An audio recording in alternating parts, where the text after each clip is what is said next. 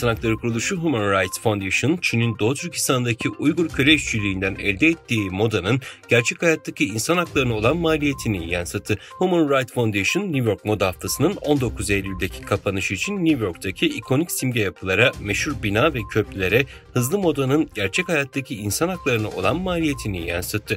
Köprü ve binalara yansıtılan devasa görüntülerde Made in China etiketiyle üretilen ünlü giysi markalarının Uygur köle işçiliği konusundaki suç ortaklığına vurgu yapıldı. Human Rights Foundation'ın Uygur köle işçiliği ile ilgili yaptığı bu çalışma dünya çapında büyük beğeni topladı ve farkındalık oluşturdu. Uygur araştırmacıları bu çalışmanın Türk ve Müslüman STK'lara örnek olmasını temenni etti.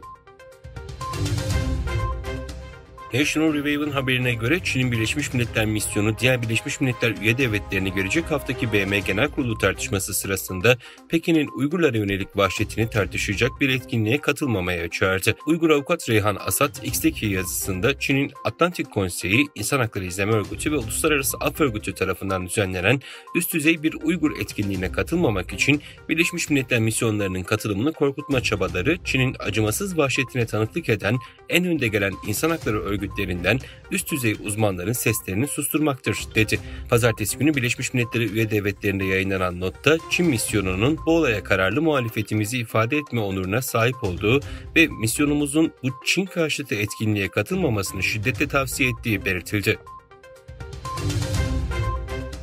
ABD Beyaz Saray Ulusal Güvenlik Danışmanı Jake Sullivan ve Çin Dışişleri Bakanı Wang Yi'nin Malta'da görüştüğü bildirildi. Beyaz Saray'dan yapılan açıklamada görüşmenin açık iletişim kanallarının sürdürülmesi ve ilişkilerin sorumlu şekilde ilerletilmesine yönelik çabaların parçası olduğu ifade edildi. Sullivan ve Wang'ın 16-17 Eylül'de Malta'da bir araya geldiği kaydedilen açıklamada ikilinin ABD-Çin ilişkilerindeki kilit konuları, küresel ve bölgesel güvenlik meselelerini, Rusya-Ukrayna savaşı ile Tayvan sorununu ele aldığı belirtildi.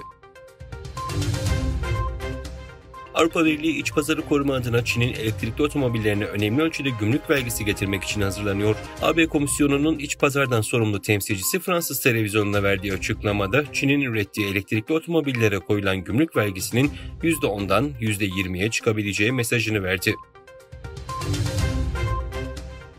Çin'in Orta Asya'ya hakim olmak için geliştirdiği plan Türk devletlerinde yürüttüğü misyonerlik faaliyetleriyle devam ediyor.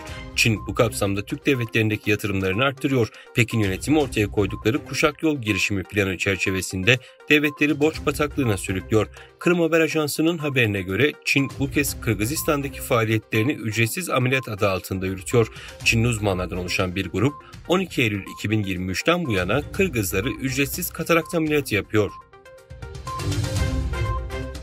Güney Kore Devlet Başkanı, Kuzey Kore ile Rusya arasındaki askeri işbirliğinin yasa dışı ve haksız olduğunu belirterek uluslararası toplumun buna karşı daha sıkı birleşeceğini söyledi.